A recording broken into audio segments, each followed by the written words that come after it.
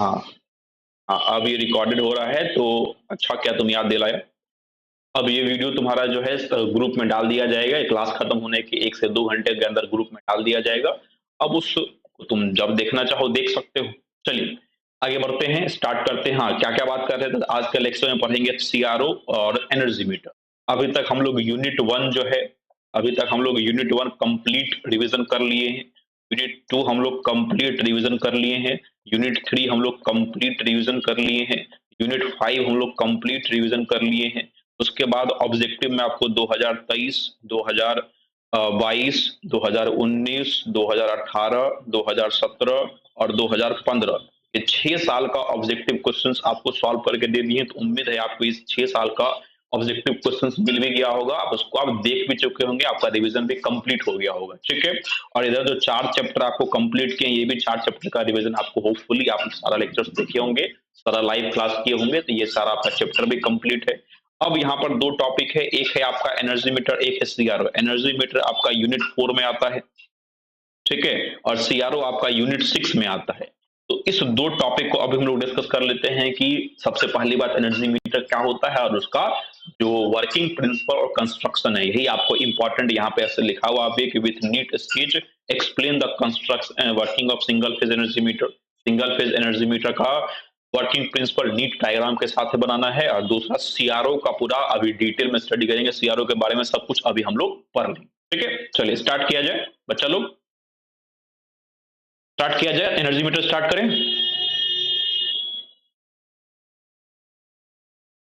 चलिए good, start करते हैं हम लोग एनर्जी मीटर। देखिए ये रहा आपका एनर्जी मीटर।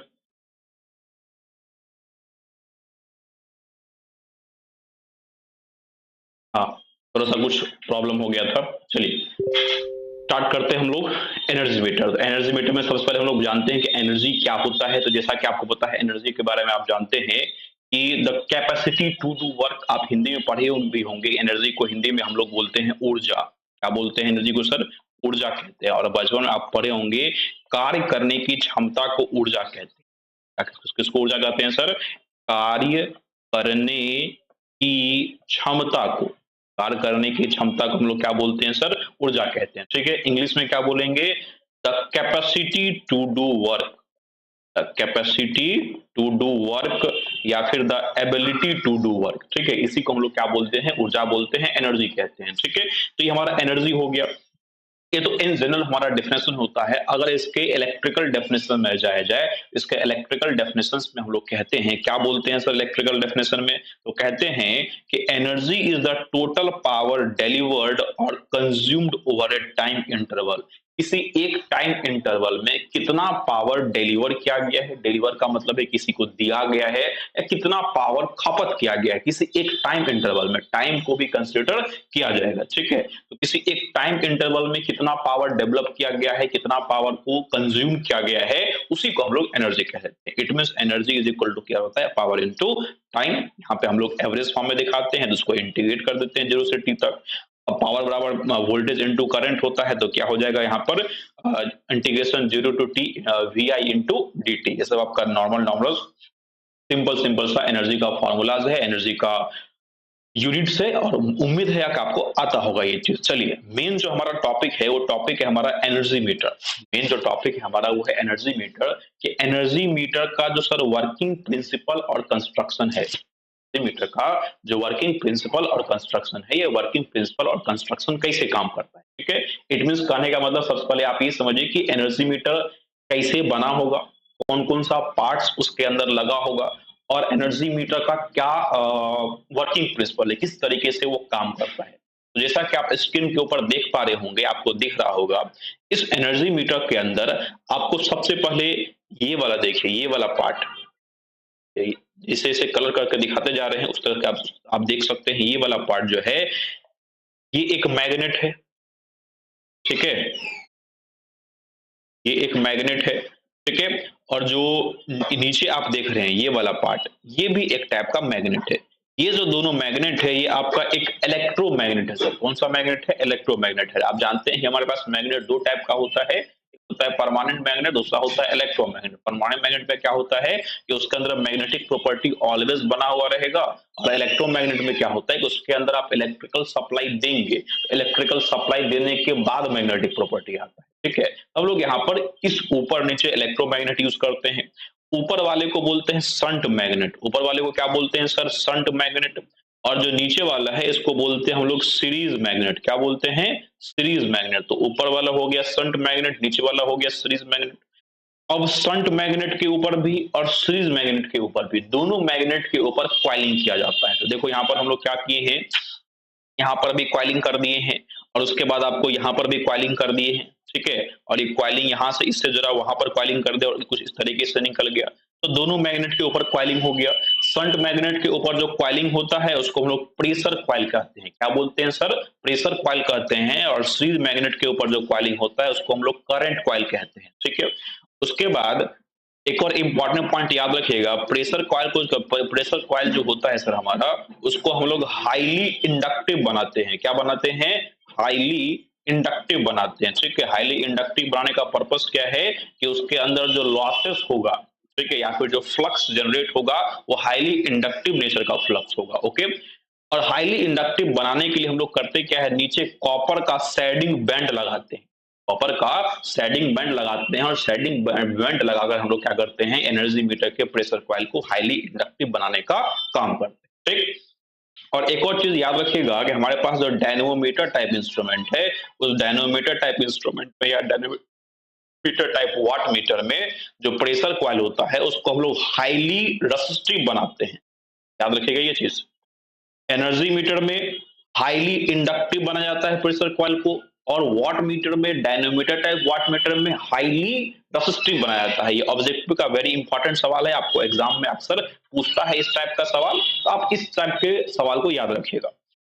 तो ऊपर में प्रेशर कॉइल हो गया, नीचे हमारा करंट कॉइल हो गया, ऊपर हमारा शंट मैग्नेट हो गया, नीचे हमारा सीरीज मैग्नेट हो गया। ठीक है, अब क्या की है सर, प्रेशर कॉइल से यहां से देखिए आपको वायर निकला।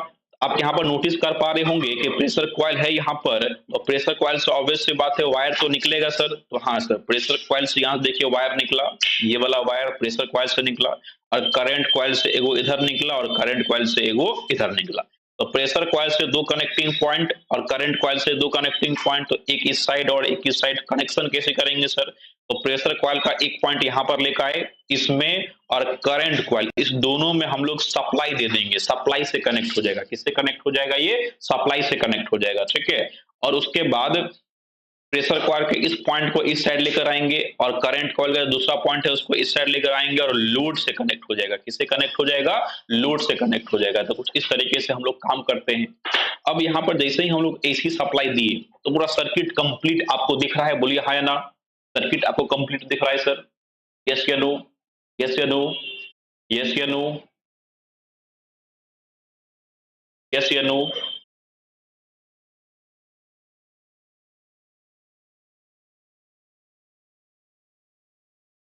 Yes, good.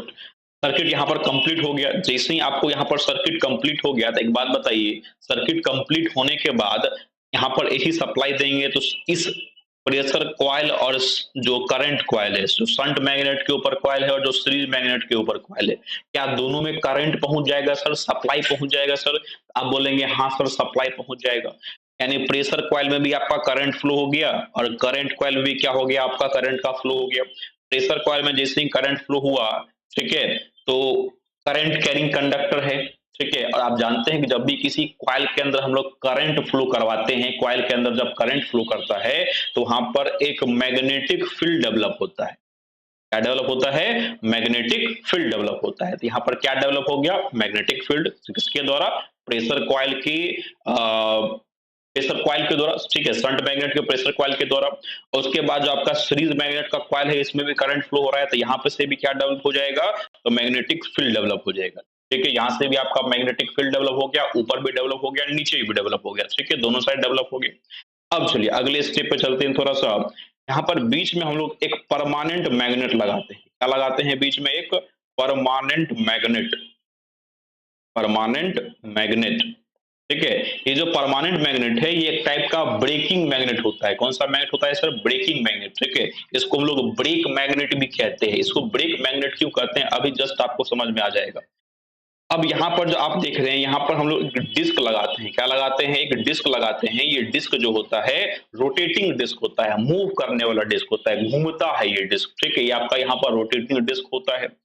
और ये वाला जो पार्ट देख रहे हैं ये आपका स्पिंडल है। कौन सा पार्ट है सर? ये स्पिंडल है। इसको आप स्पिंडल कह सकते हैं। ठीक है, उसके बाद यहाँ पर इस साइड में दो चीज आपको नहीं दिख रहा है। यहाँ पर हमारा होता है सबसे पहले कुछ इस तरीके से आपको बना होगा। सबसे पहले कुछ इस तरीके से आपको डिस्प्ले टाइप बना होगा।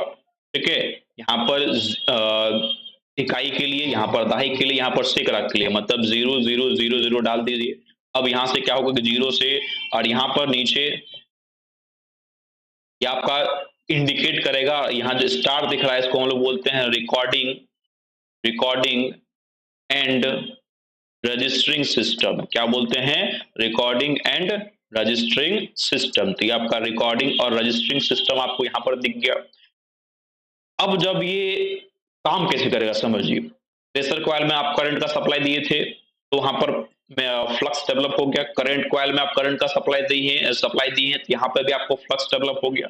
अब देखिए ऊपर से फ्लक्स आ रहा है, ऊपर से फ्लक्स आ रहा है सर, तो आप बोलेंगे हाँ सर ऊपर से फ्लक्स आ रहा है। तो जब ऊपर से फ्लक्स आ रहा है तो ऊपर से फ्लक्स आने के बाद क्या इस डिस्क से लिंक करेगा सर? तो आप बोलेंगे हाँ सर इस डिस्क से लिंक करेगा।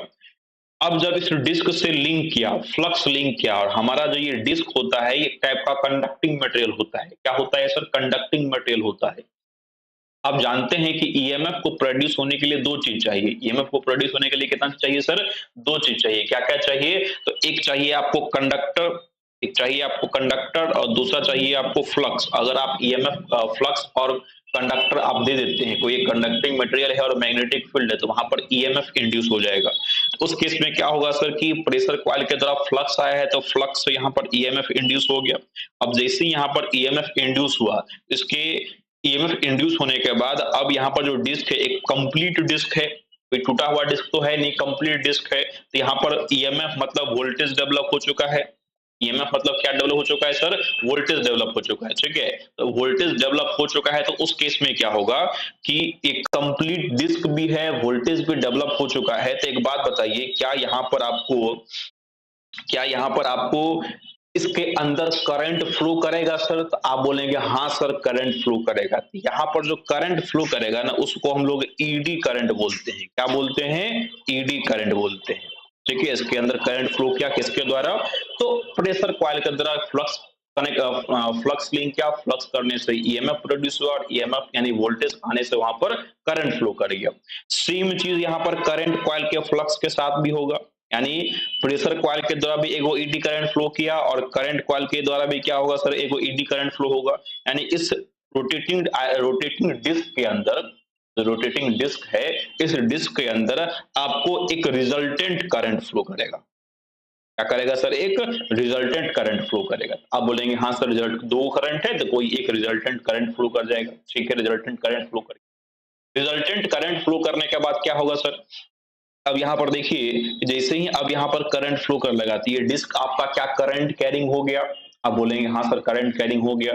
और ऊपर से देखिए, ऊपर से मैग्नेटिक फील्ड आ रहा है और नीचे से मैग्नेटिक फील्ड आ रहा है, तो करंट कैरिंग कंडक्टर है। क्या है ये? करंट कैरिंग कंडक्टर है। और ऊपर नीचे से मैग्नेटिक फील्ड आ रहा है तो मैग्नेटिक फील्ड में भी रखा हुआ है। कहाँ पे रखा हुआ है?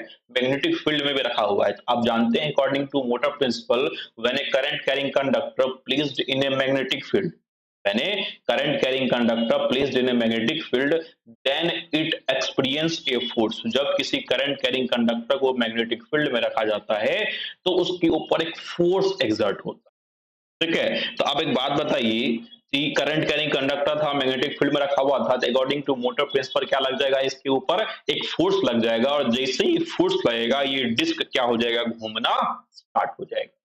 डिस्क आपका क्या हो गया सर? घूमना स्टार्ट हो गया है। डिस्क आपका जैसे ही घूमना स्टार्ट हुआ उस केस में क्या होगा कि जो जीरो है वो बढ़ते बढ़ते 1 हो जाएगा। यहाँ पे 1 2 3 4 इस तरीके से लिखा होता है, 9 तक लिखा होता है। तो बढ़ते बढ़ते 1 2 और जो 0 से 1, 2, 3, 4 इस तरीके से बढ़ता जाएगा, ठीक है?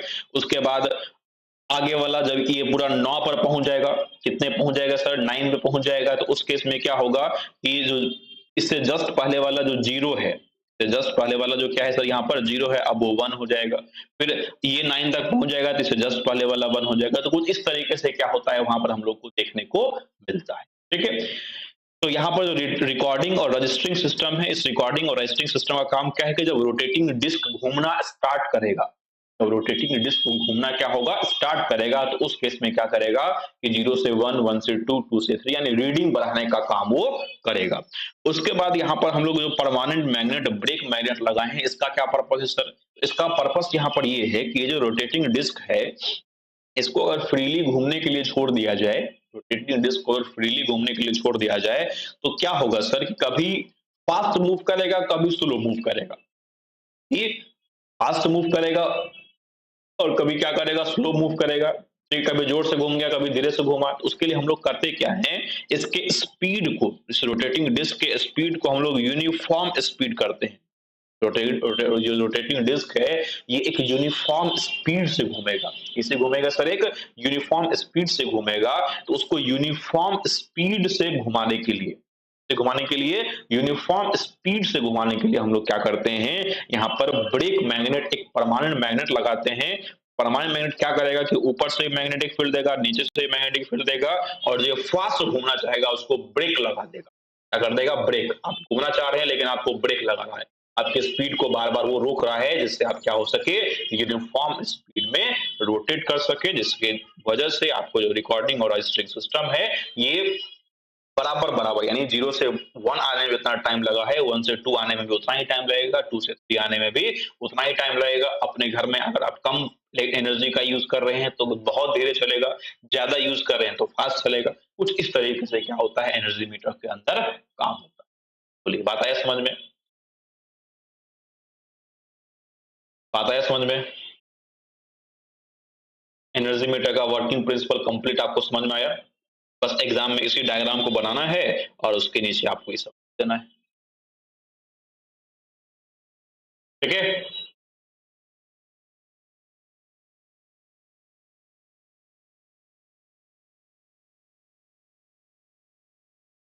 चलिए वही चले और सीआरओ में चले अब।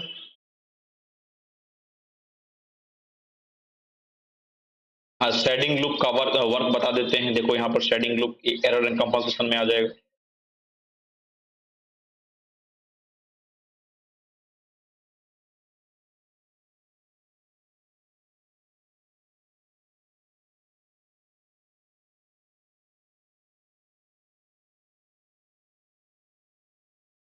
शेडिंग रिंग देखो यहाँ पर क्या कर रहा है, शेडिंग रिंग के बारे में, शेडिंग रिंग के बारे में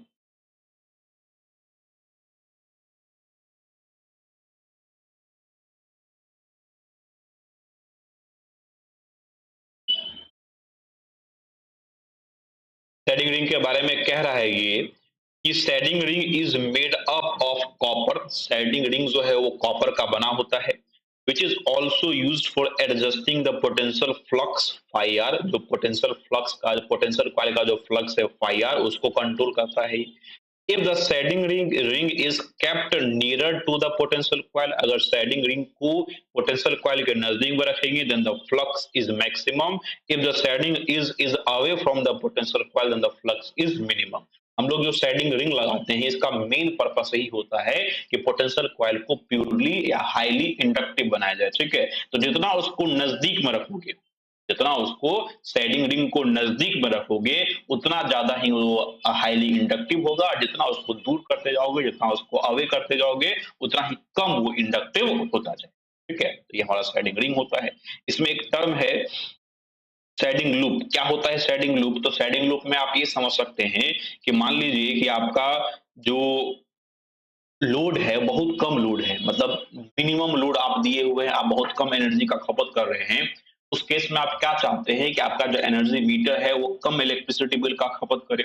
लेकिन होता क्या था जब इसको बनाया गया था, तो उस टाइम पे क्या होता था कि एनर्जी मीटर जब लगा होता था और बहुत कम लोड है तो उस केस में उसके अंदर रोटेटिंग डिस्क है ना, वो रोटेटिंग डिस्क घूम ही नहीं पाता था। के अंदर जो रोटेटिंग डिस्क है वो रोटेटिंग डिस्क घूम ही नहीं पाता था। क्यों घूम नहीं पाता था सर? यहाँ पर देखिए, जो पोटेंशियल कॉइल होता था, पोटेंशियल कॉइल के द्वारा जो फ्लक्स प्रोड्यूस होगा, पोटेंशियल कॉइल के द्वारा जो यहाँ पर आपको फ्लक्स प्रोड्यूस होगा, इस फ्लक्स में इतना तो ये फ्लक्स इतना स्ट्रांग नहीं होता था कि इस रोटेटिंग डिस्क को घुमा पाए, या फिर करंट कॉइल का जो फ्लक्स है वो इतना मजबूत नहीं होता था कि इस रोटेटिंग डिस्क को घुमा पाए। ठीक है, तो उस कारण से क्या हुआ कि लाइट लोड कंडीशन में जब लोड है ही नहीं, जब लोड आपका बहुत कम है, तो उस केस में आपका रोटेटिंग डिस्क घूमेगा नहीं, और रोटेटिंग डिस्क आपका जब घूमेगा नहीं तो उस केस में आपको यहाँ पर क्या देखने को मिलेगा सर? उस केस में आपको देखने को मिलेगा कि आपका जो एनर्जी मीटर है कोई इलेक्ट्रिसिटी बिल ही नहीं उठा रहा है। उस केस में क्या किया गया, एक तरीका निकाला गया, उस तरीके के अंदर क्या किए, एक शेडिंग लूप यहाँ पर लगा दिए, ताकि एक शेडिंग जिस मटेरियल का रोटेटिंग डिस्क लगा हुआ है उसी मटेरियल का एक शेडिंग लूप लगा दिया गया। उससे क्या हुआ कि शेडिंग लूप क्या है, पोटेंशियल कॉइल के बहुत नजदीक में है। शेडिंग लूप पोटेंशियल कॉइल क्या है, बहुत नजदीक में है। उस केस में आराम से वो फ्लक्स के साथ लिंक कर जा रहा था, और फ्लक्स के साथ लिंक करके क्या कर दे रहा था, उसको घुमा। ठीक है, तो लाइट लोड कंडीशन में हम लोग क्या करते हैं, रोटेटिंग डिस्क को घुमाने के लिए और एनर्जी एनर्जी मीटर में रीडिंग लेने के लिए हम लोग किसका यूज कर लेते हैं, तो रोटेटिंग डिस्क का यूज, शेडिंग लूप का यूज। ठीक है, अदरवाइज नॉर्मल लोड कंडीशन है उसमें तो अपना जो काम है वो काम होता है। ठीक है, तो ये हमारा एनर्जी मीटर हो गया। एनर्जी मीटर में एक और इंपॉर्टेंट क्वेश्चन में आपको दिए हुए थे कि calibration of energy meter using direct loading, calibration of energy meter during using direct loading, direct load डाल के, इसे सर डायरेक्ट लोड डालकर हम लोग कैसे एनर्जी मीटर का कैलिब्रेशन करेंगे। ठीक है, तो उसी चीज को हम लोग यहाँ पर स्टडी कर लेते हैं कि डायरेक्ट लोडिंग से हमारा कैसे कैलिब्रेशन होगा।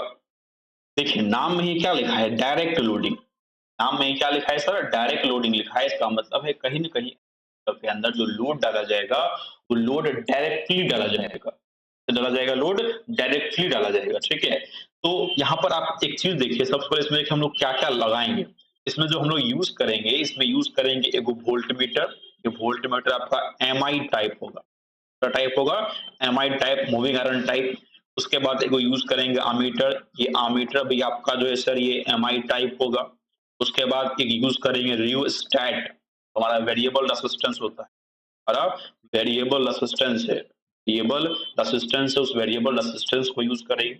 उसके बाद हमारे पास वाट मीटर है, एक यहाँ पे एक डायनोमीटर टाइप वाट मीटर लेंगे, और एक इंडक्शन टाइप एनर्जी मीटर। ठीक है, इन सारी चीजों को, इन सारे डिवाइसेस को हम लोग लेंगे, तब जाके हम लोग डायरेक्ट लोडिंग दे पाएंगे। डायरेक्ट लोडिंग से कैसे कैलिब्रेशन करेंगे वहां पे ये चीज समझ में आएगा। देखिए यहाँ पर ये इसका डायरेक्ट लोडिंग का सर्किट डायग्राम है। इस सर्किट डायग्राम में आप नोटिस करेंगे तो सर्किट डायग्राम में आपको दिख रहा होगा कि सर्किट डायग्राम के अंदर बहुत सारा पार्ट्स लगा हुआ है। सर क्या क्या पार्ट लगा हुआ है, देखिए यहाँ पे पार्ट्स के अंदर सबसे पहले यहाँ पर देखिए हम लोग क्या किए हैं, सप्लाई दिए हैं, और सप्लाई के बाद यहाँ पर हम लोग एक स्विच लगाए हैं, और इस स्विच का नाम है डीपीएसटी स्विच। क्या नाम है सर, डीपीएसटी स्विच। ये डीपीएसटी स्विच का क्या काम होता है सर, ये जो डीपीएसटी स्विच है, डीपीएसटी का फुल फॉर्म होता है double pole, DPST double pole switch, double pole switch through, double pole switch through, DPST switch है हमारा। डीपीएसटी स्विच में क्या होता है कि ओपन कीजिएगा तो ये दोनों यहाँ से ओपन हो जाएगा, और क्लोज कीजिएगा तो दोनों यहाँ से क्लोज हो जाएगा। ठीक है, तो यहाँ पर हम लोग डीपीएसटी स्विच लगाते हैं। अब डीपीएसटी स्विच है, उसके बाद यहाँ पर एक ऑटो ट्रांसफार्मर लगा हुआ है। ऑटो ट्रांसफार्मर किसके लगाते हैं, तो रेटेड सप्लाई देने के लिए, हमारे पास रेटेड सप्लाई 230 वोल्ट का होता है, तो उस रेटेड सप्लाई को देने के लिए हम लोग क्या करते हैं, यहाँ पर ऑटो ट्रांसफार्मर का यूज कर लेते हैं। ठीक है, उसके बाद आगे आइए, आपको क्या बताए थे, एक वोल्ट मीटर लेते हैं। देखिए यहाँ पर वोल्ट मीटर लगा हुआ है।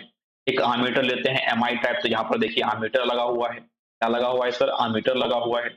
उसके बाद यहाँ पर हम लोग एक डायनामोमीटर टाइप वाट मीटर लगाए हैं। यहाँ पर हम लोग एक डायनामोमीटर टाइप क्या लगाए हैं, वाट मीटर लगाए हैं। यहाँ पर आपका डायनामोमीटर टाइप वाट मीटर हो गया। यहाँ पर आप देखेंगे तो ये आपका बेसिकली एक एनर्जी मीटर हो गया। क्या हो गया, ये एक एनर्जी मीटर, ये आपका वाट मीटर, ये आपका एनर्जी मीटर, और यहाँ पर आपका रियोस्टेट एक वेरिएबल रेजिस्टेंस लगा हुआ है, ठीक है। अब यहाँ पर काम कैसे होता है सर, आप टीपीएससी स्विच को क्लोज कर दिए, टीपीएससी स्विच को क्या किए, क्लोज कर दिए। टीपीएससी स्विच को क्लोज करने के बाद जो आपका रेटेड सप्लाई, मान लीजिए 250 वोल्ट का रेटेड सप्लाई है, तो वोल्ट मीटर के द्वारा हम लोग ये चेक कर ले कि हाँ रेटेड सप्लाई जा रहा है, और मान लेते हैं रेटेड करंट 5 एम्पियर है, तो वोल्ट मीटर जो है चेक करके बता दिया कि हमारा जो करंट है वो 5 एम्पियर हम लोग को लोड के पास पहुंच, ठीक है।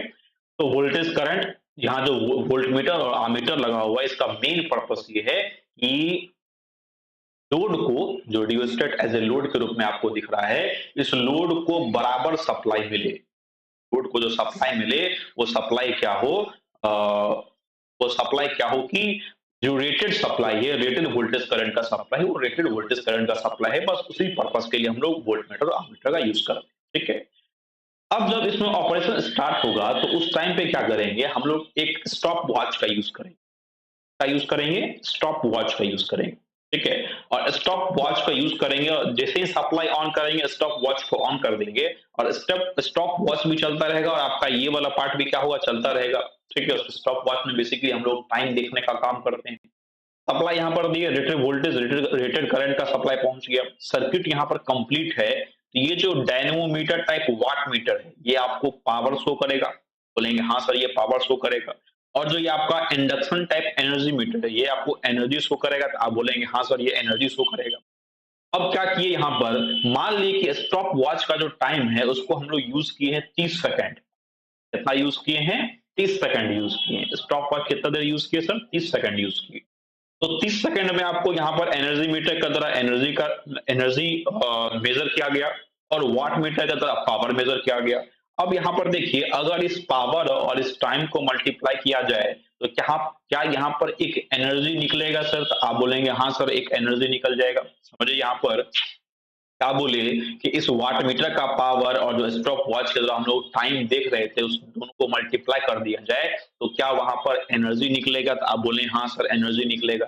एनर्जी वहां पर निकल गया, पहली बात। और एक एनर्जी मीटर भी हम लोग सर्किट में इंस्टॉर्ट कर रखे थे, सर्किट में हम लोग एक एनर्जी मीटर भी क्या कर रखे थे, इंसर्ट कर रखे थे, ठीक है। तो सर्किट में आप जैसे एनर्जी मीटर इंसर्ट कर रखे थे तो क्या हुआ आपको सर कि एगो एनर्जी इस दोनों को गुना करने से ही मिला, और एगो एनर्जी आपको यहाँ पर मेजर करके भी आया, एनर्जी आपको यहाँ पर क्या हुआ, मेजर करके भी आया, ठीक है। अगर दोनों एनर्जी बराबर है, मान लीजिए ये E1 और E1 आपको मेजर हुआ, और E2 आप जो है कैलकुलेशन करके निकाले। अगर E1 बराबर E2 है, अगर E1 बराबर क्या है, E2 है, इसका मतलब है कि इस एनर्जी मीटर में आपको कोई भी फॉल्ट नहीं है, कोई भी आपको एरर नहीं है। लेकिन अगर E1 बराबर E2 नहीं है, या तो E1 जो है E2 से छोटा हो सकता है, या E1 E2 से बड़ा हो सकता है, दोनों केस हो सकता है। तो कोई भी केस हो, अगर दोनों बराबर नहीं है, इसका मतलब है कि कहीं न कहीं एनर्जी मीटर के अंदर क्या है, एरर है, और उसी एरर को हम लोग को क्या करना है, ठीक करना है, या उसको कैलिब्रेट करना है, ठीक है। तो डायरेक्ट लोडिंग डालकर हम लोग क्या करते हैं, उस एरर का पता करते हैं कि उसमें कितना एरर है, और उस एरर को हम लोग ठीक करते हैं। तो इसी को हम लोग क्या बोल देते हैं, calibration of single phase energy meter using direct loading. ये बात आया समझ में, क्लियर है, क्लियर है, क्लियर है।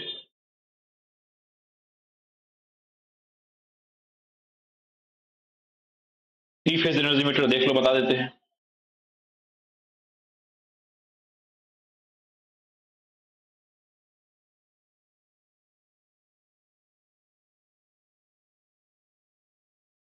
देखिए, हाँ जो आपको दिख रहा है ये आपका थ्री फेज एनर्जी मीटर है।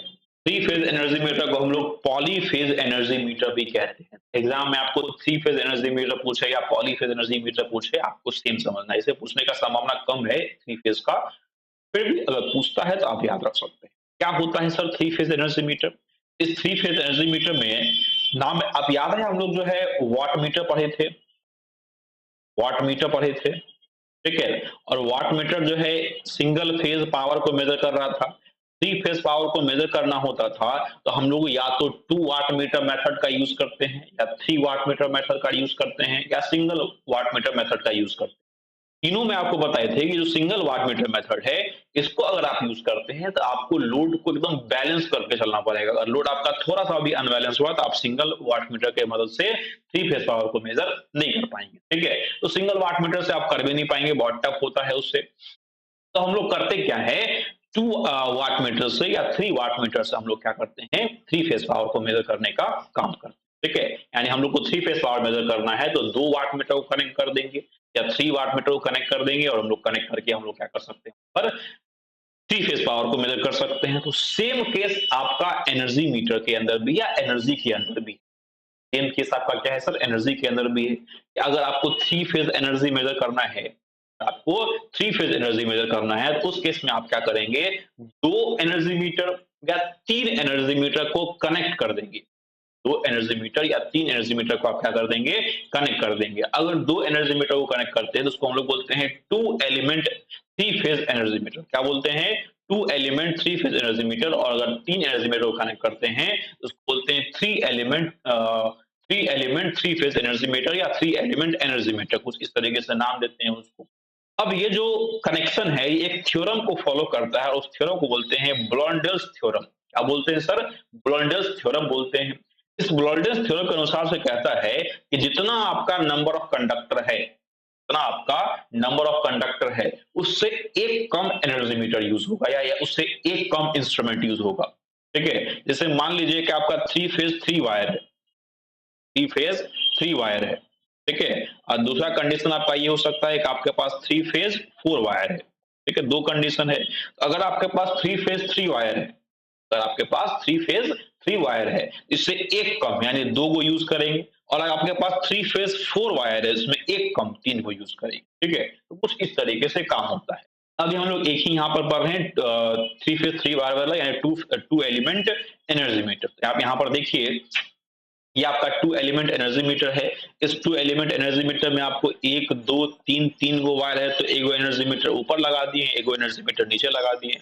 फर्स्ट वाला एनर्जी मीटर का आपका ये ऊपर वाला शंट मैग्नेट, नीचे वाला सीरीज मैग्नेट, बीच में डिस्क और यहाँ पर आपका ब्रेक मैग्नेट। नीचे वाले में शंट मैग्नेट, सीरीज मैग्नेट, बीच में डिस्क और ये आपका ब्रेक मैग्नेट। और बस क्या की है, दोनों को कनेक्ट कर दिए, तो क्या बन गया, ये two element three phase energy meter. अब इसमें आप चाहे तो फेजर डायग्राम सब ये सब वो सब जो आप बनाए थे टू वाट मीटर मेथड में, यहाँ पर भी आप बना सकते हैं, बट इतना जरूरत नहीं है इसके अंदर, ये आपको पूछता नहीं है एग्जाम में। कंपटीशन में भी आपको सिंगल फेज ही पूछता है, तो जितना आपके सिलेबस होता है पढ़िए, सफिशिएंट। बाद में उसके नीचे यहाँ पर लिख दिए हैं चार लाइन में। बोलिए, क्लियर है, एनर्जी मीटर क्लियर है? एनर्जी मीटर में और भी कोई doubts? According two important question, जितना आपको इंपॉर्टेंट क्वेश्चन दिए थे उस इस इंपॉर्टेंट क्वेश्चन में आपको दोनों करवा दिए। देखिए यहाँ पर ये है आपका इंपॉर्टेंट क्वेश्चंस। ये आपका इंपॉर्टेंट क्वेश्चन है कौन कौन सा, construction and working of single phase energy meter and how would you calibrate an energy meter using direct loading. दोनों क्वेश्चंस को हम लोग डिस्कस पर कर चुके हैं। ठीक है, चलिए यूनिट 6 में अगर आप देखते हैं तो यूनिट 6 में आपका जो सीआरओ है, सीआरओ ही वेरी इंपॉर्टेंट है। यूनिट 5 तो करवा दिए ना, यूनिट 6 सीआरओ ही आपका वेरी इंपॉर्टेंट है। सीआरओ के अंदर आपको सीआरओ क्या होता है, उसका डिफरेंट डिफरेंट कंस्टिट्यूएंट क्या है, सीआरटी क्या होता है, और उसके अंदर जो लिसाजियस पैटर्न है, ठीक है, उस लिसाजियस पैटर्न को समझना है। बाद बाकी ये फेज सीक्वेंस इंडिकेटर या फिर आपका power factor meter, LCR meter, earth system meter, frequency meter, ये आप चाहें तो, अगर देखिए अगर आपका प्रिपरेशन है, अगर आपका प्रिपरेशन है, आप 100% पढ़ने वाले स्टूडेंट हैं, आप ये सब मीटर्स पढ़ के जा सकते हैं। लेकिन लेकिन अगर आपका मान लीजिए कि इतना है कि सर एग्जाम में पास करके आ जाना है हमको, तो उस केस में आप इस वाले पार्ट को छोड़ सकते हैं। ठीक है, क्योंकि इस वाले पार्ट से आपको सवाल जब पूछेगा तो उसके अथवा में कोई ऐसा सवाल होगा जो आपको पिछले पांचों चैप्टर से मिल जाएगा। ठीक है, तो बेटर है कि आप इस वाले पार्ट को स्किप कर सकते हैं अगर आप पूरा नहीं पढ़े हैं, और जो पूरा पढ़े हैं पूरा पढ़ के जाइए। तो अभी के लेक्चर में अभी आपको सीआरओ पूरा कंप्लीट डिस्कस कर देते हैं। सीआरओ के अंदर बहुत डाउट्स था। ये आपका ऑक्सिलरी टॉपिक है, ये आपको क्या है सर, ऑक्सिलरी टॉपिक है, आप पढ़ के जा भी सकते हैं। अगर आपको मन नहीं है तो आप ना भी पढ़े, कोई प्रॉब्लम नहीं। ठीक है, चलिए हम लोग स्टार्ट करते हैं सीआरओ के बारे में। देखिए चैप्टर 6।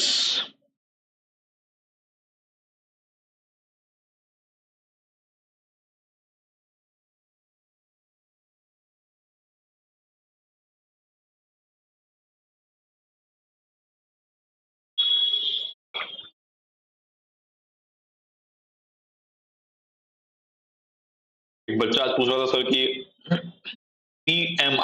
पीएमएमआई इंस्ट्रूमेंट क्या होता है? ग्रुप में कोई पूछ रहा था पीएमएमआई इंस्ट्रूमेंट जैसा कोई इंस्ट्रूमेंट नहीं होता है। आपके पास जो इंस्ट्रूमेंट होता है वो एमआई इंस्ट्रूमेंट होता है। आपके सिलेबस में मिस्टेक से पीएमएमआई लिख दिया है, पीएमएमआई लिख दिया है, 2 बार पीएमएमआई लिख दिया, ठीक है? तो उस केस में इसका फुल फॉर्म अगर आप देखेंगे तो इसका फुल फॉर्म हो जाता है परमानेंट मैग्नेट मूविंग आयरन। और permanent magnet moving iron type कोई इंस्ट्रूमेंट होता ही नहीं, ठीक है? वो मिस्टेक से जैसे पीएमएम से लिखा ना, मूविंग कॉइल के साथ परमानेंट मैग्नेट लगाया, उसी तरीके से वो मूविंग आयरन के साथ भी परमानेंट मैग्नेट लगा दिया, ठीक है? वहां पर आपको कंफ्यूज नहीं करना है, आपको एग्जाम में पीएमएमआई नहीं पूछेगा, आपको एमआई इंस्ट्रूमेंट ही पूछेगा, ठीक है? तो याद रखिएगा, आपका पीएमएमआई का कोई इंस्ट्रूमेंट नहीं होता है, ओनली आपका एमआई इंस्ट्रूमेंट। ओके, चलिए स्टार्ट करते हैं हम लोग सीआरओ। देखिए यहाँ पर जो आपका सीआरओ है, सीआरओ का फुल फॉर्म होता है cathode cathode ray oscilloscope. Cathode ray oscilloscope, ठीक है? पूरा फुल फॉर्म होता है। इसको आप सिंपल ओसिलोस्कोप भी कह सकते हैं, ओसिलोस्कोप भी कह सकते हैं। इसको आप ओसिलोग्राफ भी कह सकते हैं, ओसिलोग्राफ भी कह सकते हैं, ठीक है? तो आप 2-3 तरीके इसको नाम दे सकते हैं, सीआरओ कह सकते हैं, ओसिलोस्कोप कह सकते हैं, ओसिलोग्राफ कह सकते हैं, तो 2-3 तरीके से नाम दिया जा सकता है। अब क्या होता है सर सीआरओ, ठीक है?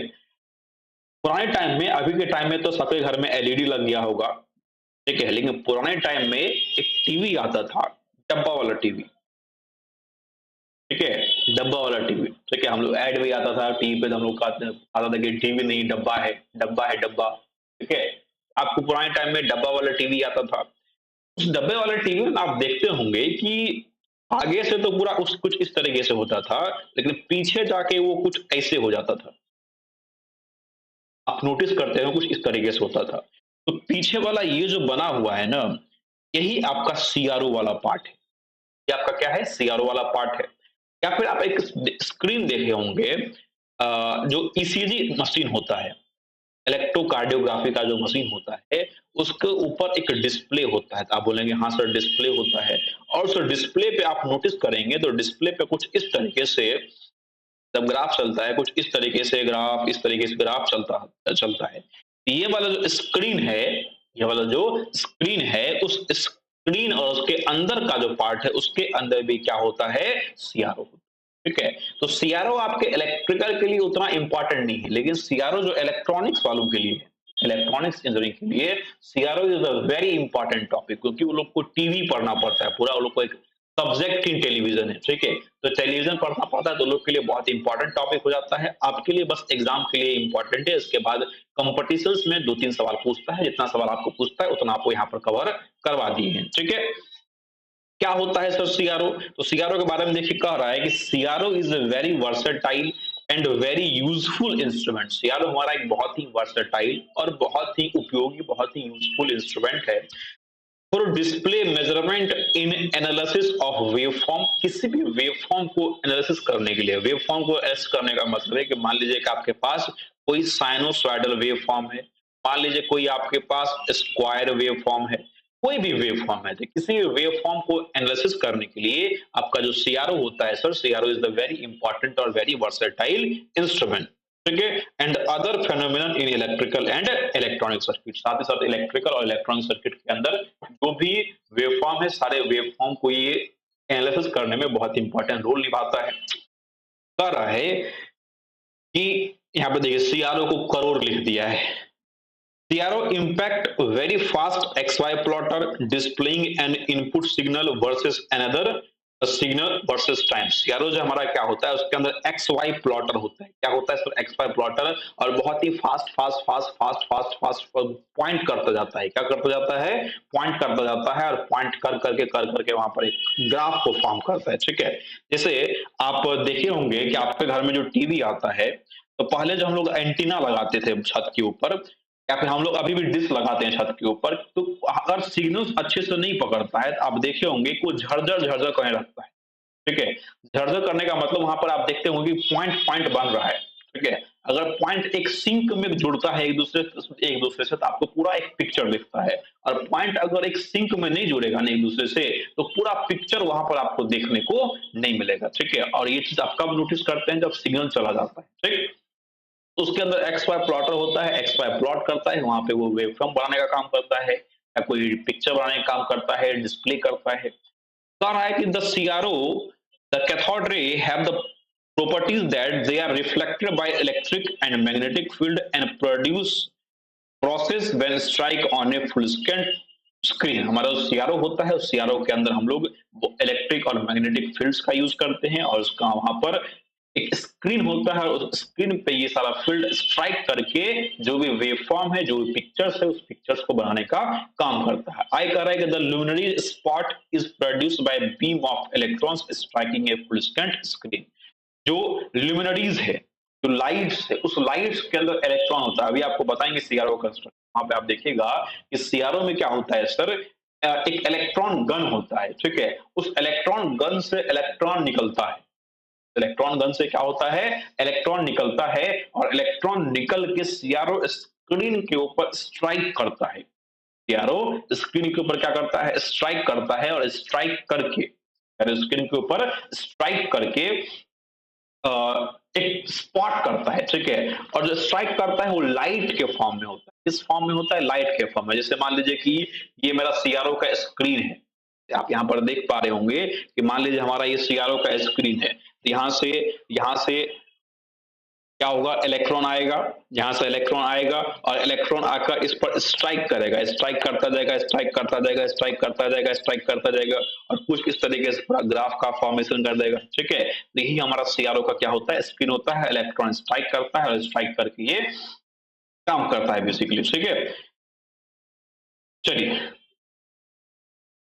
Application of CRO. सीआरओ का एप्लीकेशन, सीआरओ का यूज कहाँ कहाँ पे करते हैं सर? तो याद रखेगा, सीआरओ का यूज जो है वोल्टेज करंट के मेजरमेंट में किया जाता है, किसी भी सिग्नल के वेव फॉर्म को ऑब्जर्व करने के लिए यूज करते हैं, फ्रीक्वेंसी के मेजरमेंट में करते हैं, फेज एंगल के मेजरमेंट में करते हैं। ठीक है, observation of transient happening and other time varying quantities from the very low frequency range to very high frequency range.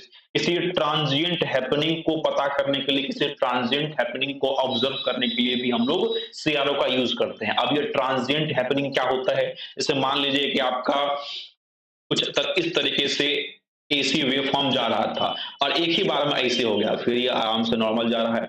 ये वाला पार्ट क्या हो गया? इसको हम लोग बोल देते हैं ट्रांजिएंट हैपनिंग।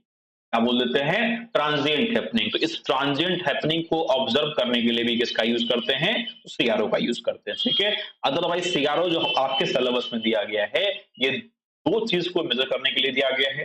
पहला, आपको मेजर करना है कि सीआरओ की मदद से हम लोग फ्रीक्वेंसी कैसे मेजर करते हैं, और सीआरओ की मदद से जो फेज डिफरेंस या फेज एंगल है, या सिंपल जो फेज है, उस फेज को हम लोग कैसे मेजर करते हैं। ठीक है, और उस चीज के लिए आपको लिसाजेस पैटर्न के बारे में पढ़ाए थे। ठीक है, तो उसको भी डिस्कस करेंगे। सबसे पहले हम लोग सीआरओ के अंदर कौन कौन सा पार्ट होता है उसको डिस्कस कर लेते हैं। तो सीआरओ के अंदर सबसे पहला पार्ट है वो सीआरटी होता है, कैथोड रे ट्यूब होता है, और CRT is the very important topic in the CRO. ठीक है, सीआरओ के अंदर सीआरटी आपका बहुत इंपॉर्टेंट टॉपिक है। अगर आप सीआरटी समझ जाते हैं, अगर आप सीआरटी समझ जाते हैं तो आपको सीआरओ में कोई दिक्कत नहीं होगा। उसके बाद एक डिफ्लेक्शन सिस्टम होता है। डिफ्लेक्शन सिस्टम में आपका vertical deflection system, horizontal deflection system, एक होता है टाइम बेस्ड सर्किट, फिर होता है power supply, delay line, trigger circuit. इन सारे टर्म्स का उसको वहां पर हम लोग यूज करते हैं। ठीक है, अब चलिए, यहां पर आपका ये सीआरटी है सर, आपका क्या है? सीआरटी है। अब इसी मेन सीआरटी को हम लोगों को समझना है। ठीक है, चलिए, आप अच्छे से देख पा रहे होंगे, आपको फिगर अच्छे से दिख रहा होगा। यहां तक में कोई डाउट है? सीआरटी से पहले तक कोई डाउट है तो आप पूछ सकते हैं। कल के क्लास में तुम लोग 35-40 बच्चा था और आज के क्लास में 13 बच्चा ही क्यों है? व्हाई? क्या कारण है?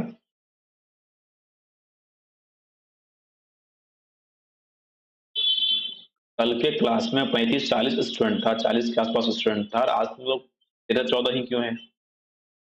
मतलब रिकॉर्डिंग दे दिए तुम लोग को कल, तुम लोग को लगा सर आज भी रिकॉर्डिंग दे देंगे और आज रिकॉर्डिंग दे देंगे तो बाद में रिकॉर्डिंग देख लेंगे, यही सोचता है तुम लोग। आज का रिकॉर्डिंग देंगे ही नहीं। जो आया उसको वो फायदे में रहेगा, जो नहीं है वो घाटे में रहेगा। एग्जाम के एक दिन पहले तुम लोग के लिए लाइव क्लास ले रहे हैं और लाइव तुम लोग नहीं करेगा तो क्यों रिकॉर्डिंग नहीं देंगे? रिकॉर्डिंग जो लाइव करेगा वो देखेगा, जो लाइव नहीं करेगा वो नहीं देखेगा।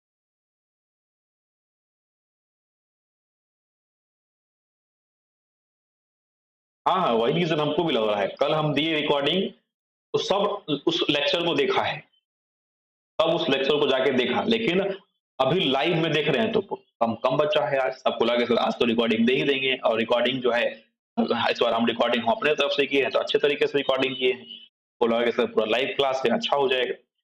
फीस ज्यादा होशियार बन रहे हो तुम लोग, आज रिकॉर्डिंग तुम लोग को जाएगा ही नहीं। ठीक है, देख लेना फिर। चलिए स्टार्ट करते हैं हम लोग सीआरटी। हाँ कुछ पूछना है, कोई भी दिक्कत है तो आप पूछिए, कोई डाउट है तो आप पूछिए।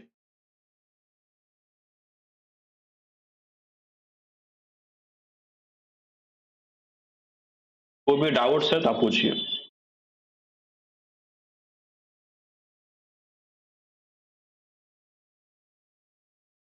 आप बोल भी सकते हो क्योंकि आवाज हम सुन पा रहे हैं तुम लोगों का। माइक ऑन करके बोल सकते हैं।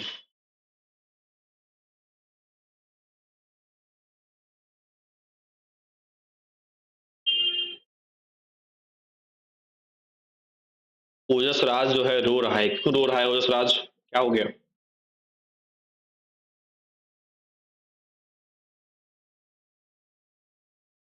क्या हो गया ओजस राज?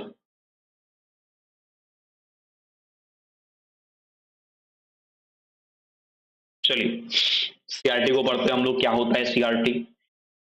देखिए तो आपको फिगर अच्छे से दिख रहा होगा, उम्मीद है आपको फिगर अच्छे से दिख रहा होगा। इस फिगर में आप नोटिस करेंगे तो सबसे पहले यहां पर देखिए, यहां पर हम लोग एक इलेक्ट्रॉनिक गन लगाए हुए हैं। यहां पर हम लोग क्या लगाए हुए हैं? एक इलेक्ट्रॉनिक गन लगाए हुए हैं। ये क्या है? एक इलेक्ट्रॉनिक गन है। ये जो इलेक्ट्रॉनिक गन है इसके अंदर फिलामेंट होता है। क्या होता है सर? फिलामेंट। यहां पर ये फिलामेंट है। ठीक है। इलेक्ट्रॉनिक गन जो होता है सर वो थर्मोनिक इमिशन पे काम करता है। इस पर काम करता है, हार्मोनिक इमिशन पे। बहुत ध्यान से सुना, वेरी इंपॉर्टेंट टॉपिक है। हार्मोनिक इमिशन पे काम करता है। ये थर्मोनिक इमिशन क्या होता है सर? तो थर्मोनिक इमिशन का मतलब है कि किसी भी मान लीजिए थर्मोनिक इमिशन के लिए जो भी डिवाइसेस है उसमें अगर आप हीट देते हैं, थर्मल एनर्जी देते हैं, क्या देते हैं? हीट मतलब थर्मल एनर्जी देते हैं, तो वो इलेक्ट्रॉन इमिट करता है। क्या इमिट करता है? इलेक्ट्रॉन इमिट करता है। तो ये आपका यहां पर इलेक्ट्रॉनिक गन है। इस इलेक्ट्रॉनिक, ये जो इलेक्ट्रॉनिक गन है ये थर्मोनिक इमिशन पे काम करता है। तो इसके अंदर क्या देंगे? हीट एनर्जी का सप्लाई देंगे। क्या देंगे सर? हीट एनर्जी का सप्लाई देंगे। ठीक है। और इस हीट एनर्जी के सप्लाई देने से ये जो इलेक्ट्रॉनिक गन है, ये इलेक्ट्रॉनिक गन यहां पर एक इलेक्ट्रॉन या number of bunches of electron, बहुत सारा इलेक्ट्रॉन प्रोड्यूस करेगा। सिंपल आप ये कह सकते हैं कि इलेक्ट्रॉन इमिट करेगा। ठीक है। अब बोलेंगे सर हीट एनर्जी को सप्लाई देने के लिए क्या नीचे से मोमबत्ती जला देंगे? नहीं, मोमबत्ती नहीं जलाएंगे नीचे से। यहाँ पर क्या करेंगे? एक छोटे से बैटरी से या छोटे से इलेक्ट्रिकल सप्लाई से, एई सप्लाई से इसके अंदर सप्लाई दे दिया जाएगा और आई स्क्वायर आर टी की मदद से इसमें हीट डेवलप होगा। आई स्क्वायर आर टी की मदद से क्या होगा? हीट। यहाँ पर थर्मल एनर्जी के लिए कोई हम लोग आग नहीं लगा देंगे, यहाँ पर आई स्क्वायर आर टी से हीट डेवलप करवाएंगे और उस हीट को यूज करके इलेक्ट्रॉनिक गन जो है इलेक्ट्रॉन को इमिट करेगा, इलेक्ट्रॉन को प्रोड्यूस करेगा। ठीक है। इलेक्ट्रॉन जब प्रोड्यूस हो गया तो इलेक्ट्रॉन जो प्रोड्यूस हुआ वो इस कंट्रोल कैथोड ग्रिड के अंदर प्रोड्यूस हुआ। बेसिकली आपका जो इलेक्ट्रॉनिक गन होता है कुछ इस तरीके से बना होता है। यहाँ पर थोड़ा सा फिगर में इसका चेंजेस है। इलेक्ट्रॉनिक गन आपका देखिए यहां से यहां तक आया, ये आपका इलेक्ट्रॉनिक गन, और यहां से प्रोड्यूस हो जाएगा आपका इलेक्ट्रॉन। और ये वाला जो पूरा काम हो रहा है कैथोड कंट्रोल ग्रिड में। कहां पर काम हो रहा है सर? कैथोड कंट्रोल ग्रिड में ये काम हो रहा है, ठीक। कैथोड कंट्रोल ग्रिड में हमारा ये काम हो गया। अब आगे आइए, अब आगे आप देखेंगे तो यहां पर है प्री एक्सेलरेटिंग एनोड। नाम सुनिए, ये क्या है सर? प्री एक्सेलरेटिंग एनोड है। उसके बाद ये वाला जो पार्ट है, ये वाला पार्ट हो गया प्री एक्सेलरेटिंग एनोड। ये वाला जो पार्ट है, ये है आपका फोकस एनोड। कौन सा एनोड है? ये फोकस एनोड है। और जो ये वाला पार्ट है, ये वाला पार्ट, इसको बोलते हैं एक्सेलरेटिंग एनोड। क्या बोलते हैं सर? Accelerating anode. क्या क्या बोल दिए? तो सबसे पहले वाला पार्ट जो है कंट्रोल कैथोड ग्रिड। सबसे फर्स्ट वाला पार्ट क्या हो गया? कंट्रोल कैथोड ग्रिड हो गया। उसके बाद वाला पार्ट हो गया प्री एक्सेलरेटिंग एनोड हो गया। उसके बाद वाला पार्ट जो है फोकस एनोड हो गया। और उसके बाद वाला पार्ट जो है वो एक्सेलरेटिंग एनोड हो गया। कौन सा पार्ट हो गया? एक्सेलरेटिंग एनोड हो गया, ठीक है। अब देखिए काम कैसे होगा। इसमें वर्ड यूज किया है एक्सेलरेटिंग। कौन सा वर्ड यूज किया है? एक्सेलरेटिंग। एक्सेलरेटिंग का मतलब क्या होता है सर? तो एक्सेलरेटिंग का मतलब होता है एक्सेलरेट करना। क्या करना? एक्सेलरेट करना। एक्सेलरेट मतलब उसकी स्पीड को बढ़ाना, स्पीड को इनहांस करना, ठीक है। अब इसका मतलब यहां पर क्या है सर कि यहां से जो इलेक्ट्रॉन्स आ रहा है, यहां पर जो इलेक्ट्रॉन्स आ रहा है, उस इलेक्ट्रॉन के स्पीड को एक्सेलरेट कर देगा। इलेक्ट्रॉन के स्पीड को क्या कर देगा? एक्सेलरेट कर देगा। एक्सेलरेट करने का मतलब है कि जो स्लो स्लो इलेक्ट्रॉन आ रहा था, उस इलेक्ट्रॉन को फास्टली मूव करवाएगा। कैसे मूव करवाएगा सर? फास्टली मूव करवाएगा, ठीक है। उसके बाद अगला जो हमारा टर्म है फोकस एनोड। तो यहां पर फोकस एनोड के अंदर सारा इलेक्ट्रॉन पहुंचा, इस पॉइंट तक जब सारा इलेक्ट्रॉन पहुंचा, इसको एक पॉइंट में फोकस कर दिया। फोकस एनोड के अंदर क्या हुआ? एक पॉइंट में फोकस हो गया। और जब एक्सेलरेटिंग एनोड में पहुंचा तो दोबारा उस इलेक्ट्रॉन को एक बार और उसके स्पीड को बढ़ा दिया गया, ठीक है। दो बार स्पीड बढ़ाया जाता है, जिससे क्या होगा कि इलेक्ट्रॉन जब आएगा तो इलेक्ट्रॉन क्या होगा? फास्टली इस स्क्रीन पर पहुंच जाएगा। इलेक्ट्रॉन क्या होगा? फास्टली यहां से यहां तक इस स्क्रीन पर पहुंच जाएगा, और स्क्रीन पर पहुंचकर यहां पर स्पॉट स्पॉट स्पॉट स्पॉट कर देगा। तो वहां पर जो डॉट डॉट है वो डॉट डॉट वो बना देगा, ठीक है। अब यहां पर ये सब सारा काम कैसे करता है सर? तो ऊपर में यहां पर आप देखे होंगे तो यहां पर हम लोग यूज करते हैं एक वोल्टेज को बोलते हैं हम लोग एनोड वोल्टेज। क्या बोलते हैं? Anode voltage. यहां पर आप जो VA देख रहे हैं, VA का मतलब है एनोड वोल्टेज। क्या है? Anode voltage. इसके अंदर भी एक वोल्टेज का सप्लाई जाता है, मतलब सप्लाई जब देते हैं तो फिलामेंट से भी, इलेक्ट्रॉन गन से भी कनेक्ट होता है, और एनोड वोल्टेज से भी कनेक्ट होता है, ठीक है। ये आपका वोल्टेज सप्लाई है, इसमें वोल्टेज सप्लाई चला गया दोनों में, और इसी में वोल्टेज सप्लाई को मेंटेन करके एक्सेलरेटिंग एनोड में जितना सप्लाई चाहिए उतना सप्लाई दे देते हैं, फोकस एनोड में जितना सप्लाई चाहिए उतना सप्लाई दे देते हैं, और जो एक्सेलरेटिंग एनोड है उसमें जितना सप्लाई चाहिए उतना सप्लाई हम लोग वहां पर दे देते हैं। तो जहां पर जो जो सप्लाई का रिक्वायरमेंट है, सारा सप्लाई हम लोग क्या कर दिए सर? दे दिए, ठीक है। अब यहां पर आपका जो इलेक्ट्रॉन है इस पॉइंट तक पहुंच गया है सर। तो आप बोलेंगे हाँ सर, इलेक्ट्रॉन हमारा इस पॉइंट तक पहुंच गया है, इलेक्ट्रॉन हमारा इस पॉइंट तक पहुंच गया है। अब इलेक्ट्रॉन को पहुंचाना है यहां पर। वहां तक पहुंचाने से पहले आप इस साइड आइए। यहां पर आप ऊपर में यूज किए हैं एक ब्लैंकिंग सर्किट। इसको हम लोग बोलते हैं ब्लैंकिंग सर्किट। क्या काम होता है अभी जस्ट आपको बताएंगे। उसके बाद ये वाला, ये आपका हॉरिजॉन्टल डिफ्लेक्टिंग प्लेट है, और जो ये वाला है ये आपका वर्टिकल डिफ्लेक्टिंग प्लेट है। क्या क्या है सर? हॉरिजॉन्टल डिफ्लेक्टिंग प्लेट और वर्टिकल डिफ्लेक्टिंग। अब ये हॉरिजॉन्टल डिफ्लेक्टिंग प्लेट क्या होता है, वर्टिकल डिफ्लेक्टिंग प्लेट क्या होता है, समझिए। हॉरिजॉन्टल डिफ्लेक्टिंग प्लेट कैसा होगा सर? तो हॉरिजॉन्टली होगा। ये आपका हॉरिजॉन्टली हो गया। क्या हो गया आपका? ये हॉरिजॉन्टली। और वर्टिकल डिफ्लेक्टिंग प्लेट आपका कुछ इस तरीके से वर्टिकल होता है, ठीक है। आप ऐसे मान सकते हैं। यहाँ पर देखिए, ये आपका क्या हो गया? वर्टिकल डिफ्लेक्टिंग प्लेट हो गया। तो वर्टिकल डिफ्लेक्टिंग प्लेट वर्टिकली होता है, और हॉरिजॉन्टल डिफ्लेक्टिंग प्लेट क्या होता है सर? हॉरिजॉन्टली होता है, ठीक है। तो ये जो आप यहाँ पर देख रहे हैं, ये हॉरिजॉन्टल डिफ्लेक्टिंग प्लेट एक टाइप का आपको यहाँ पर क्या है, ये एक टाइप का आपको क्या है, ये हॉरिजॉन्टल है। इसे रखा हुआ है, हॉरिजॉन्टल रखा हुआ है, और वर्टिकल में आपका ये वर्टिकल ऐसे रखा हुआ है। पहली बात, इस हॉरिजॉन्टल डिफ्लेक्टिंग प्लेट के अंदर, और हॉरिजॉन्टल डिफ्लेक्टिंग प्लेट और वर्टिकल डिफ्लेक्टिंग प्लेट में दो टाइप का सिग्नल प्रोवाइड करते हैं। अब मान लीजिए जिस सिग्नल को आपको चेक करना है, जैसे मान लीजिए कि आपको साइनोसॉइडल सिग्नल को चेक करना है, कि साइनोसॉइडल सिग्नल को ऑब्जर्व करना है, तो ये हो गया टेस्ट सिग्नल। कौन सा सिग्नल हो गया सर? ये आपका टेस्ट सिग्नल हो गया। कौन सा सिग्नल हो गया? टेस्ट सिग्नल हो गया। टेस्ट सिग्नल को ऑलवेज वर्टिकल डिफ्लेक्टिंग प्लेट में दिया जाता है। सिग्नल को हम लोग को चेक करना है, जिस सिग्नल को हम लोग को ऑब्जर्व करना है उसको टेस्ट सिग्नल कहते हैं। और टेस्ट सिग्नल को हम लोग ऑलवेज किस प्लेट के अंदर प्रोवाइड करते हैं? तो वर्टिकल डिफ्लेक्टिंग प्लेट में हम लोग क्या करते हैं? टेस्ट सिग्नल को प्रोवाइड करने का काम करते हैं। ठीक है। अब हॉरिजॉन्टल डिफ्लेक्टिंग प्लेट में क्या होता है सर? तो हॉरिजॉन्टल डिफ्लेक्टिंग प्लेट के अंदर एक इनबिल्ड सिग्नल होता है। क्या होता है सर? एक इनबिल्ड सिग्नल होता है, मतलब उसके साथ में एक टाइम बेस्ड जनरेटर लगा होता है।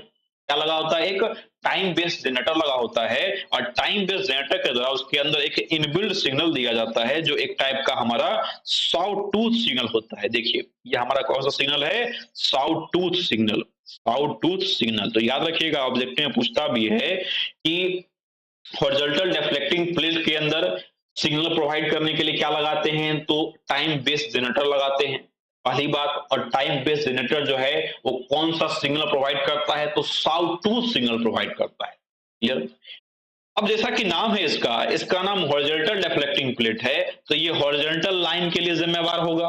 और इसका नाम वर्टिकल डिफ्लेक्टिंग प्लेट है, तो ये वर्टिकल लाइन के लिए जिम्मेवार होगा। मतलब ये जो है एक्स प्लॉट करेगा और वर्टिकल वाला क्या प्लॉट करेगा? वाई प्लॉट करेगा। तो एगो एक्स प्लॉट कर रहा है, एगो वाई प्लॉट कर रहा है, X Y X Y X Y करके प्लॉट करता जाएगा।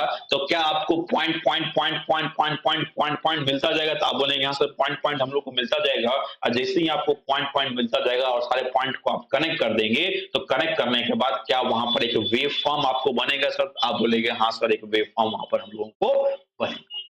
ठीक है।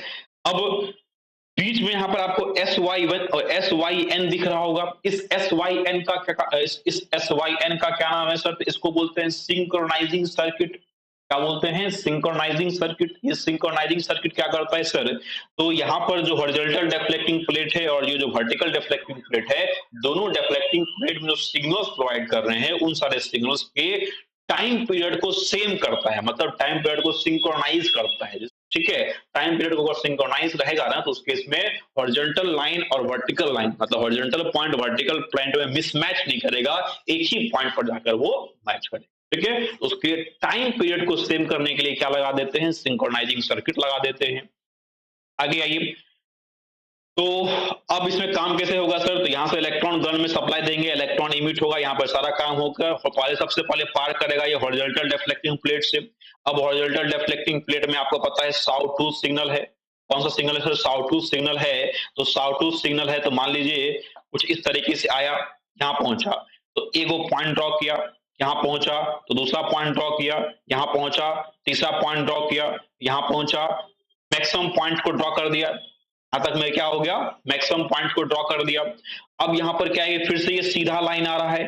ठीक है। अब मान लीजिए पहले ऐसे गया, अब ये सीधा लाइन की वजह से हो सकता है ऐसे आ जाए, फिर सीधा जाएगा, फिर ऐसे आ जाएगा, फिर सीधा जाएगा, फिर ऐसे आ जाएगा। यानी कहने का मतलब क्या है कि ये वाला जो लाइन है, कौन सा वाला सर? ये वाला जो लाइन है, इसकी वजह से आ रहा है, तो इस वाले लाइन की वजह से आ रहा है। ठीक है। तो और इस लाइन को हम लोगों को जरूरत नहीं है, ये अननेसेसरी लाइन है। अननेसेसरी लाइन को हटा देते हैं हम लोग। कैसे हटाते हैं सर? तो उसके लिए यहाँ पर ब्लैंकिंग सर्किट का यूज करते हैं। किसका यूज करते हैं? ब्लैंकिंग सर्किट का यूज करते हैं। ये क्या करता है कि जब इलेक्ट्रॉन जो है इस पॉइंट तक पहुंच जाएगा, तो यहां से यहां तक के पार्ट को ब्लैंक कर देगा। क्या कर देगा? ब्लैंक कर देगा। और ब्लैंक करने के बाद फिर से यहीं से स्टार्ट होगा, फिर से यहीं से स्टार्ट होगा, कुछ इस तरीके से काम होगा। तो ये हमारा ब्लैंकिंग सर्किट का काम है। तो यानी सिंपल कहने का मतलब क्या हो गया कि हॉरिजॉन्टल डिफ्लेक्टिंग प्लेट के द्वारा जो आपका हॉरिजॉन्टल पॉइंट्स था, वो सारा हॉरिजॉन्टल पॉइंट्स ड्रॉ हो गया। आप बोलेंगे यहां से ड्रॉ हो गया। फिर वर्टिकल डिफ्लेक्टिंग प्लेट पे पहुंचा, इलेक्ट्रॉन जो है वर्टिकल डिफ्लेक्टिंग प्लेट में पहुंचा, तो इस वर्टिकल डिफ्लेक्टिंग प्लेट के द्वारा वर्टिकल पॉइंट्स को ड्रॉ किया जाएगा, वर्टिकल पॉइंट को कनेक्ट किया जाएगा। और यहाँ पर क्या हो जाएगा? सारे पॉइंट को आप कनेक्ट कर देते हैं, यहाँ पर सिग्नल का फॉर्मेशन। ठीक है। तो ये हमारा सीआरओ होता है। सीआरओ में जो स्क्रीन होता है वो एक टाइप का एलईडी स्क्रीन होता है, और वो स्क्रीन उसका फॉस्फर का बना होता है। किसका बना होता है सर? फॉस्फर का बना होता है। याद रखिएगा, सीआरओ का स्क्रीन किसका बना होता है? तो फॉस्फर का बना होता है। बहुत ही हमारा ये लाइटिंग मटेरियल है, फॉस्फर का बना। ओके। उम्मीद है आपको सीआरओ कंप्लीट समझ में आया होगा। तो एग्जाम में इसी सीआरओ के बारे में फिगर बनाइएगा, और इतना सारा जो लिखा हुआ है आप चाहे तो ये सब भी लिख सकते हैं, और आप ना चाहें आप ना चाहें तो जितना आपको समझाए हैं अभी सारा जैसे-जैसे पार्ट समझाए हैं, इस सब सारे पार्ट का नाम और जो काम समझाए सब काम को लिख दीजिए और नीचे जो वर्किंग प्रिंसिपल है उसको लिख दीजिए that is more than enough. ठीक है? उससे ज़्यादा आपको सीआरटी के अंदर नहीं लिखना है। 11 हो गया। 11 का ब्लॉक डायग्राम है, आपको ब्लॉक डायग्राम नहीं पूछेगा एग्ज़ाम में, चाहें तो याद रख सकते हैं लेकिन एग्ज़ाम पॉइंट ऑफ व्यू से कोई खास इम्पोर्टेंट नहीं है आपका ब्लॉक डायग्राम। ठीक है?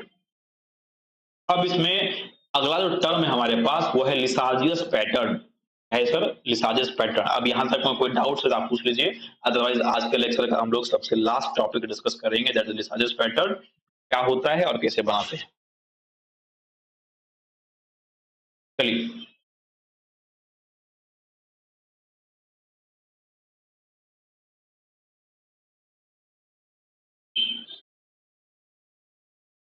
In doubt.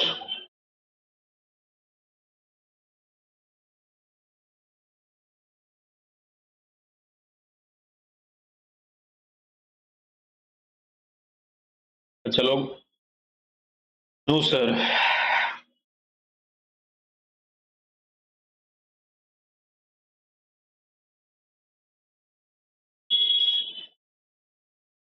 नो स्टार्ट करते हैं लिसाजियस पैटर्न। क्या होता है सर लिसाजियस पैटर्न, तो याद रखिएगा अभी हम लोग पढ़े सीआरटी, सीआरटी के अंदर आपको बताइए क्या कि एक होता है आपका वर्टिकल डिफ्लेक्टिंग प्लेट, आपका एक होता है vertical deflecting plate, vertical vertical deflecting plate और एक होता है आपका हॉरिजॉन्टल डिफ्लेक्टिंग प्लेट।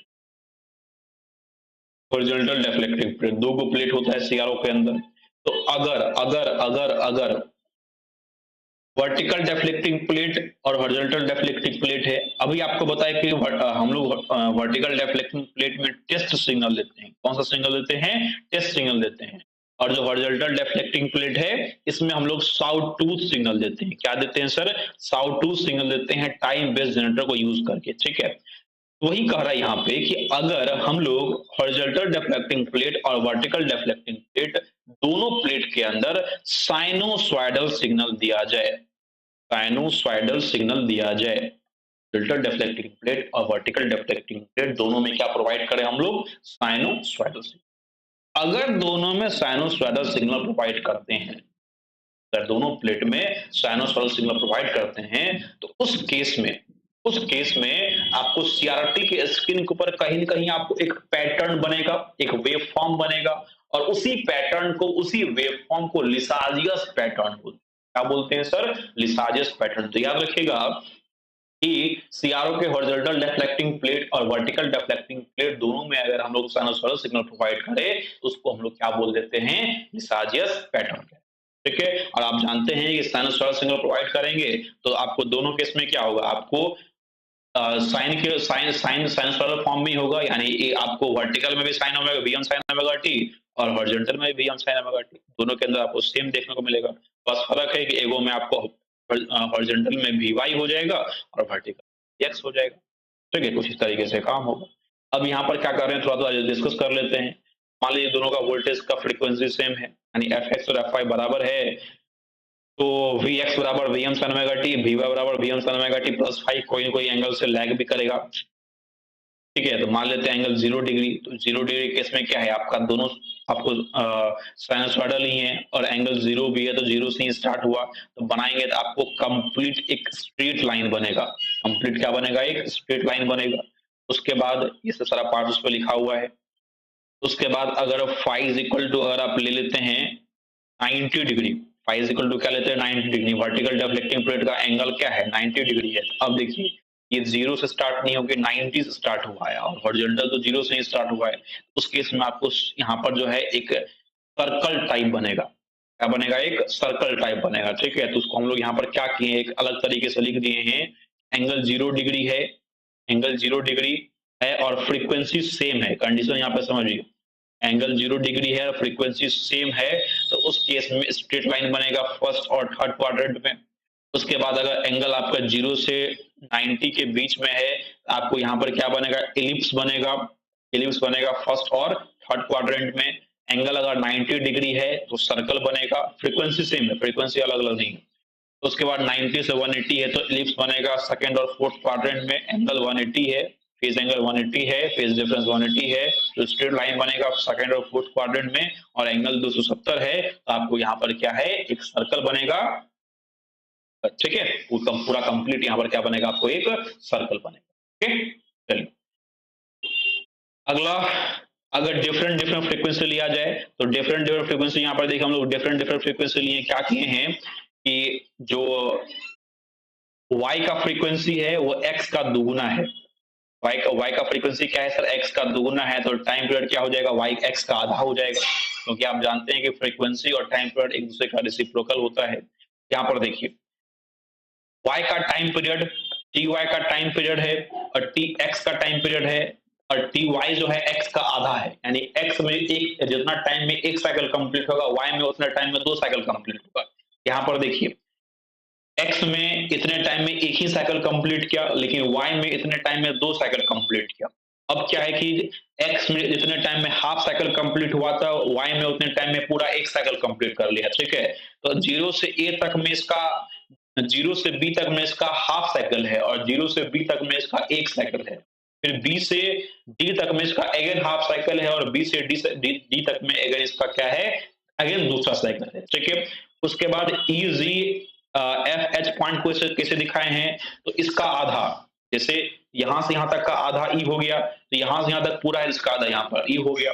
ठीक है, फिर उसके बाद a और b का आधा यहाँ नीचे आ गया, तो a और b का आधा यहाँ पर नीचे आ गया। ये सारे पॉइंट्स को कुछ इस तरीके से हम लोग दिखा देते हैं और सारे पॉइंट से क्या करते हैं, लाइन लेकर जाते हैं, सारे पॉइंट से इस साइड से भी और इस साइड से भी सारे पॉइंट से लाइन लेकर जाते हैं और मिलाते कैसे हैं, तो O E A B, O E A B, B के बाद जी के बाद सी के बाद एच के बाद डी, कुछ इस तरीके से हम लोग मिलाने का काम करते हैं।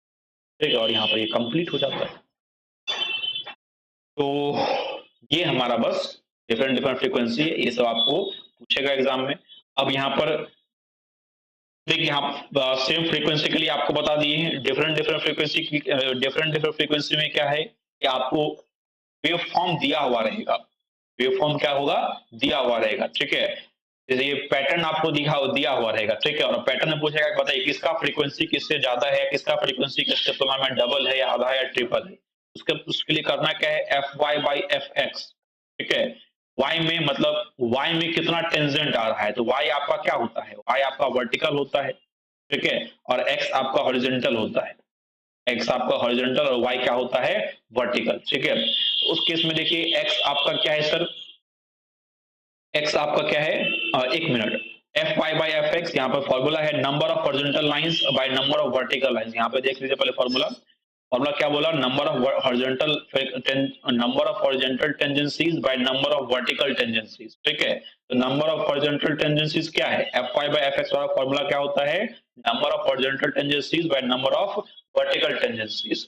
यहाँ पर हॉरिजॉन्टल टेंजेंसीज क्या है सर, तो एक यहाँ पर कट गया, एक यहाँ पर कट गया, तो 2 हो गया। वर्टिकल में एक ही बार कटा तो 2 बाई 1 हुआ, तो F Y by F X बराबर कितना हो गया, 2 बाई 1, यानी एफ वाई बराबर 2 एफ एक्स। फिर यहाँ पर दूसरे वाले में निकालेंगे तो हॉरिजॉन्टल आपका एगो है तो 1 हो गया, वर्टिकल आपका 2 है 2 हो गया, यानी एफ वाई एफ एक्स का आधा। कुछ इस तरीके से क्या होता है, हम लोग फ्रीक्वेंसी निकालने का काम करते हैं। बस आपका पूरा सीआर हो गया। बाद में ऑसिलोस्कोप प्रूव ये सब आपके सिलेबस में नहीं था, ये सब आपको एक्स्ट्रा पढ़ाई थी आपको एग्जाम में। इसके बाद जो सीआरओ के अंदर टॉपिक है ये सब एक्स्ट्रा टॉपिक है, एक्स्ट्रा आपको। ठीक, तो ये हमारा कंप्लीट सीआरओ हो गया। सीआरओ के अंदर आपको इतना ही पूछेगा और उम्मीद है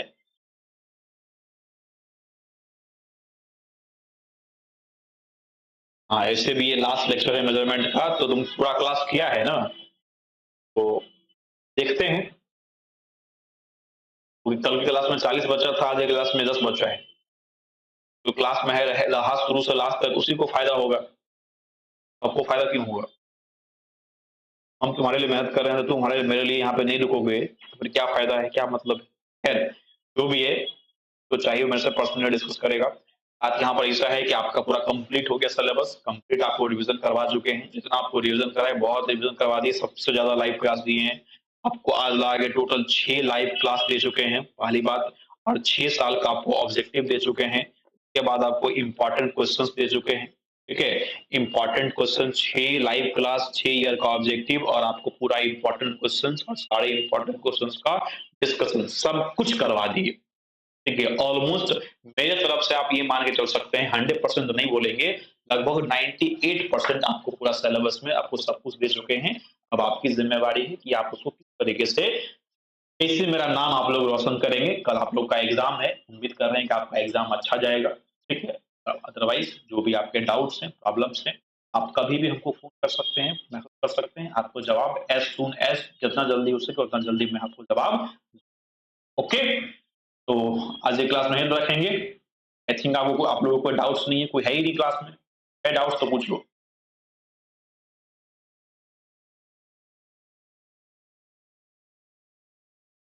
torque equation of 2 watt meter, sir phasor diagram थोड़ा सा। Torque equation of 2 watt meter, 2 watt meter में तो टॉर्क इक्वेशन है ही नहीं, पहली बात।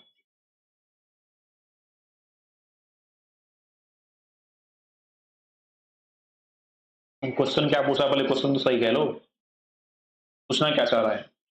टॉर्क इक्वेशन में 2 वाट मीटर में टॉर्क इक्वेशन नहीं है, फेजर डायग्राम है। तो तुम सवाल लिखा है torque equation of 2 watt meter, sir phasor diagram थोड़ा सा सर। अरे टेम्परेचर एरर, टेम्परेचर की वजह से जो एरर होगा उसको लोग टेम्परेचर कहते हैं, सिंपल सी बात है, बहुत बड़ा टॉपिक थोड़ी है ये।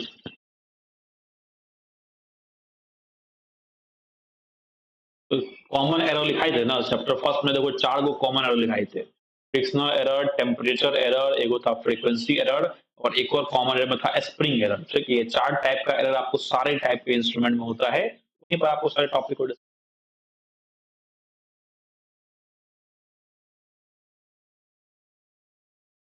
ठीक है, चलिए।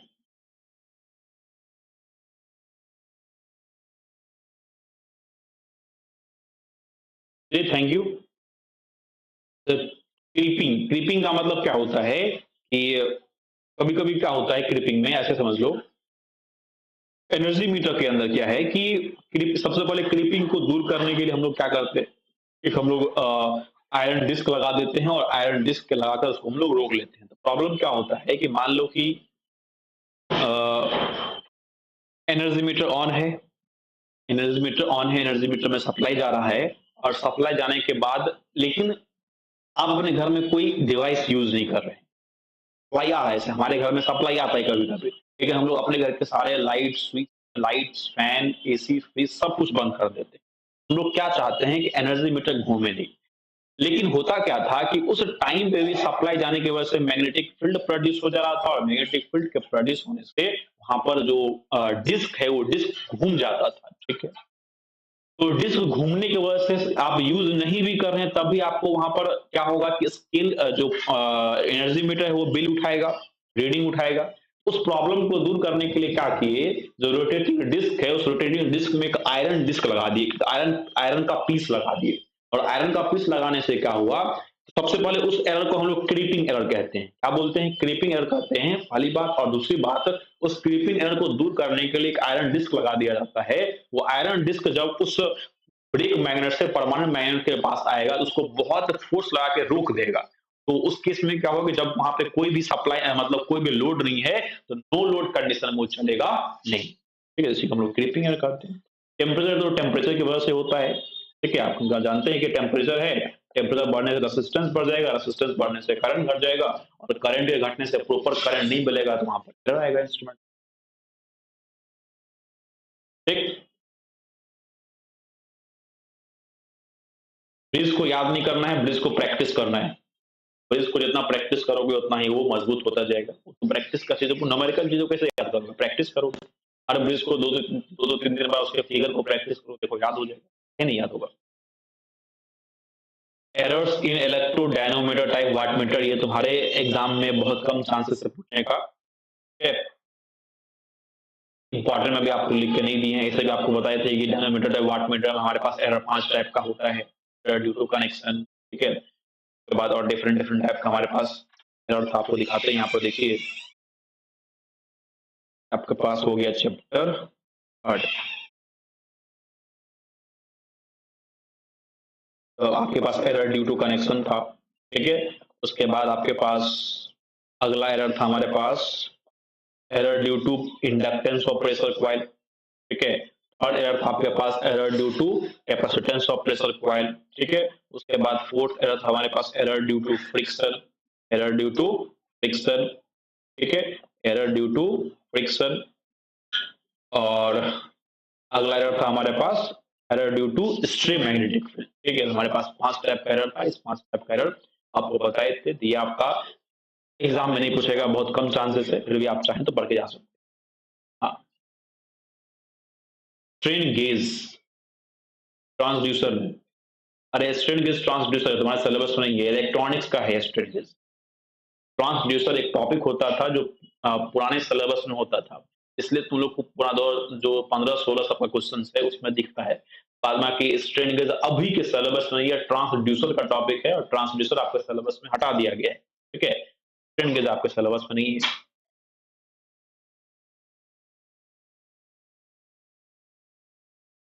कल था तुम अंकित कुमार, कल पूरा चैप्टर 5 रिपीट किए हैं, लेक्चर जाके देखो, कल का लेक्चर रिकॉर्ड है, ठीक है। ये बच्चा जो रहा है अभी, जिनको डाउट्स है कॉल करना हमको, ठीक है। सबका डाउट क्लियर हो जाएगा, 5 बच्चा हो गया है, 3-4 बच्चे हम लोग डाउट क्लास में रहते हो। खैर चलिए, अब चीज सब करवा चुके हैं बाबू, क्लास को देखो, तुम क्लास को पूरा करो। चलिए आज ही क्लास में तो रखेंगे, फिर भी अगर आपको डाउट्स होता है तो उस डाउट्स को आप मेरे से कंसल्ट करके पूछिए, जितना हो सका। एलबीडीटी भी ट्रांसड्यूसर है, एलबीडीटी भी तुम्हारे सिलेबस में नहीं है, लीनियर वेरिएबल डिफरेंशियल ट्रांसफर करके उसका फुल फॉर्म होता है, देखते हैं। चलो ओके, थैंक यू।